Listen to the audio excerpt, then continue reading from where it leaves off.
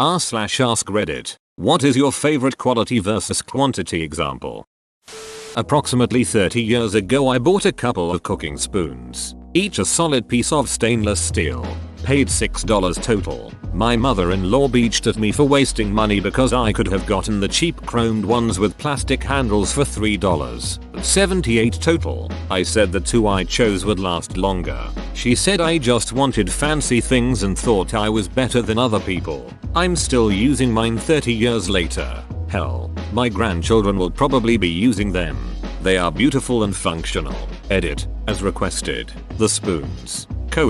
https imgur.com/8wrnf03.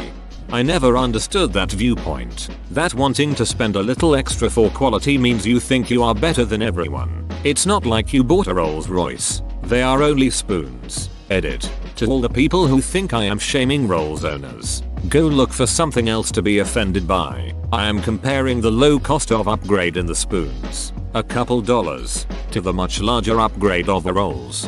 I know, right? And it's not just that Mill was looking for reasons to pick at me. She would almost always buy the cheapest possible tools and clothes and grooming supplies. The only thing she spent lavishly on was food. I think she legitimately thought I was a snob because I took care of my skin, not even fancy products, and tried to buy good tools. I shop at thrift stores and garage sales and I don't demand designer clothes and stuff. Friends. Keep the circle small. Edit. Thank you for the 2 silvers, kind strangers. Smiling face. Friends. Do what works for you when it comes to friendships. I am older, been a lot of places and experienced a lot. Time is the greatest test and your greatest teacher. Much love to all of you. Red heart as an exclamation mark.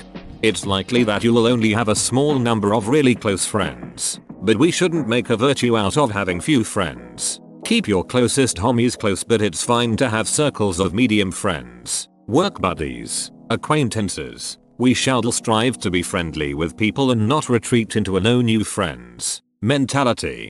Agreed. I live in the Boston area and was born here, but I hear from new transplants that it is so hard to make new friends here, because the mentality seems to be, you form your core clique early and then that's it. No new friends because you don't have the time.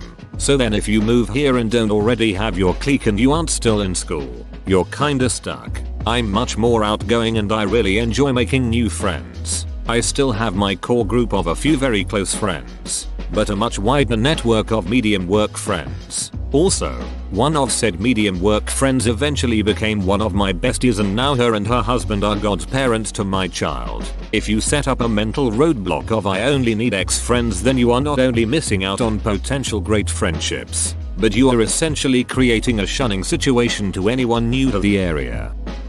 Tools. 1 quality screwdriver, wrench or whatever will last you a lifetime and can replace dozens of cheap tools. I like Adam Savage's take on this. Buy the cheap tool first, and if you use it often buy a better one. No use in buying expensive tools which you don't use a lot. I call that the Harbor Freight rule. If you find you need a tool you don't own, buy the Harbor Freight knockoff, and if you use it enough it fails, then you know you use it often enough that it's worth it to invest in a quality product. If you only use it once or twice a year, you'll likely never wear it out, and it wasn't worth it to spend big money on quality. Edit. Holy exploding inbox. Batman. Row. Thanks for all the love. Folks, it means a lot that so many of you have been genuinely helped by this tip. Many warm fuzzies. A nice fitted suit versus 3 ill-fitted suits purchased from an average place. Same price, but makes a world of difference. The worst suit I've ever been fitted for is my birthday suit apparently. Needs ironing. Work. You will have some bosses that say take any time you need. Get your job done and be ready to work when you have to, while others want your butt in a chair at your desk for 8 hours every day. No questions asked. I'm a software engineer for an application used by a call center. We had a major release that helps automate some of the steps that the call center workers would otherwise do manually. It cut the average call time by about 40%, which we were really happy about. A few weeks later, One of the call center managers asked if we could remove the new feature because the employees weren't spending enough time on phone calls. This completely incompetent moron thought quantity of work was literally the only thing that mattered. I was like, dude, the whole point is to keep customers happy by limiting the length of their calls. He was ready to duck over our customers and all of his employees for no reason. Edit. It wasn't something they were getting measured on.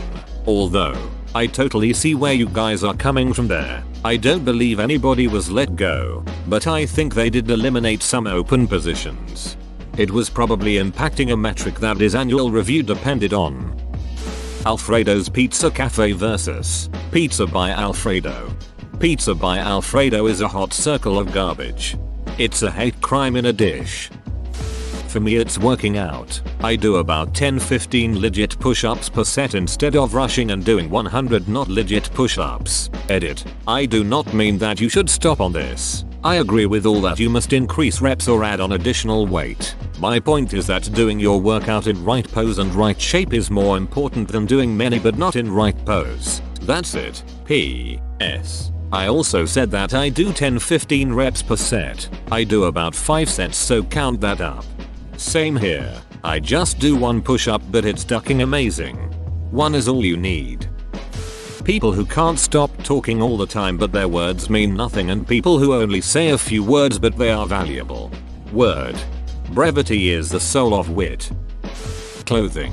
I used to buy so many cheap items of clothing because it was only a few dollars. Then one day I realized I had so much clothing but nothing that great or that lasted more than a few uses. It's so much better to buy a couple of good quality pieces of clothing that you can wear for multiple occasions than to buy a bunch of cheap stuff. This so much. I used to buy pants for like $20 a pair. Because what psycho spends $100 on a pair of jeans? Finally I realized, yay. The pants were $20 each, but I was going through 3-4 pairs a year. Went out, spent a few hundred on some higher quality jeans and shorts, and have had the same pairs for going on 4 years now. Still no holes or anything. I got a pair of Levi the other month, out of curiosity of what spending that much more would get me. I have no idea if they will last, but they are a much better fit than the cheaper jeans I bought on the same day. I know they aren't the best in the business, but I was pleasantly surprised to find there was actually a step up. A party. I used to party a lot because I thought that's what fun was supposed to be. Now I just sometimes go to the parties I myself really like. Much better. I tried going to rages and found that they just weren't my thing. I'd always feel weird in high school and college when I would say no to parties like that, since I felt like I should have been going. But even so, I'd much rather chill around a bonfire, watch movies and play games, and just keep the parties smaller with a closer group of friends. Found it to be much more fun that way. I feel like a lot of people attend the big parties because there is more of a pool of potential friends, hookups and potential partners. Once I started seeing someone, the big parties just didn't have much appeal to me other than hanging out with friends. When I became single again, they were a great way to meet new people though. Ducks. I'd rather have one really great duck than a bunch of shitty ones. How do you measure if your duck is great or shitty? How do you know if your pizza is great or shitty? Some things you just know. There's been a recent trend of TV shows only having like 10 episodes per season instead of 20+, and a lot of times it's so much better for the show. British TV has been doing that for years, largely due to budget constraints, and it's one of the reasons many of the big dramas are really tight on the story and characterization. I'm glad to see it's a trend that American TV is jumping on.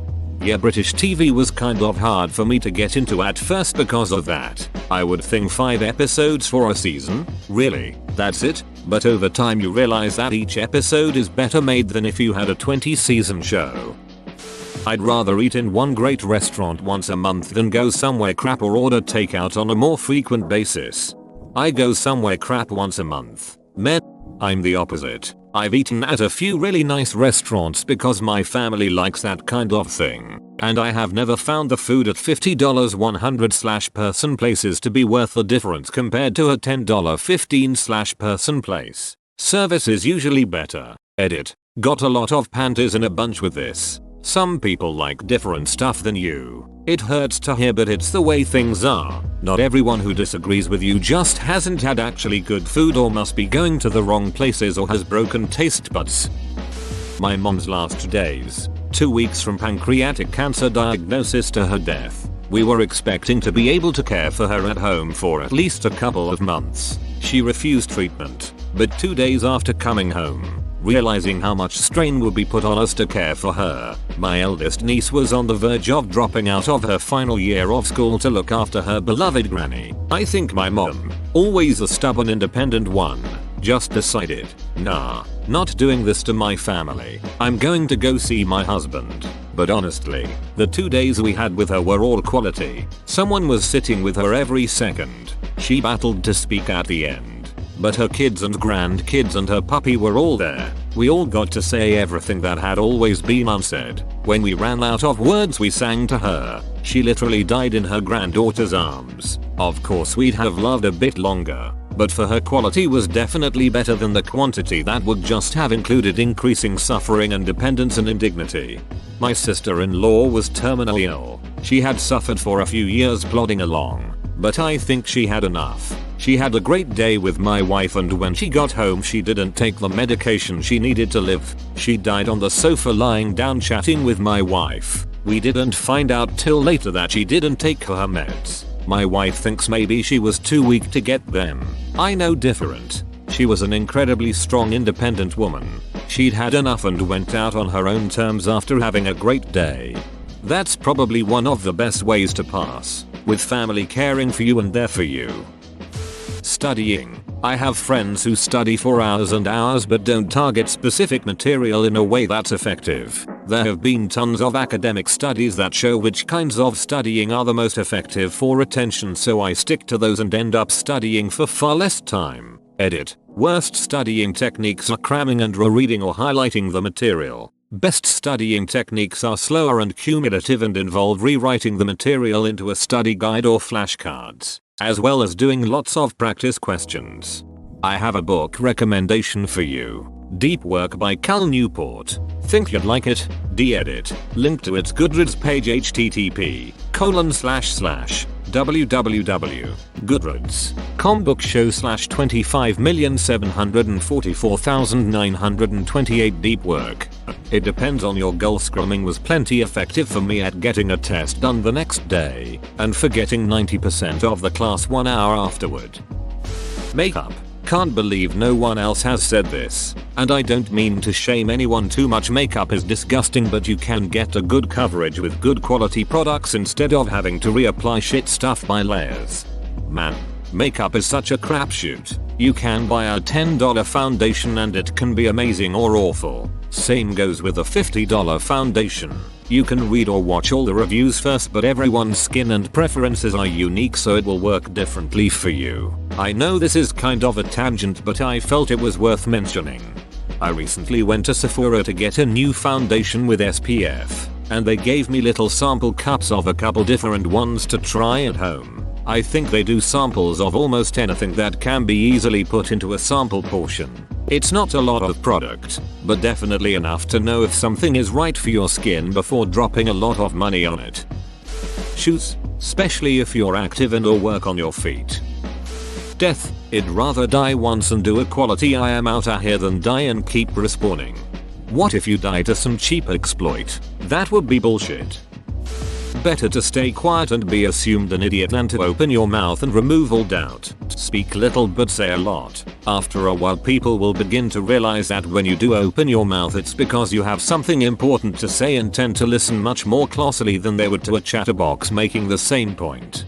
Better speak up to be proven an idiot than stay quiet and remain one. Yes, but also remember, he who does not ask remains a fool forever.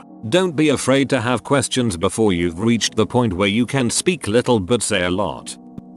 Birthdays and anniversaries wouldn't be special if you had them every day, right?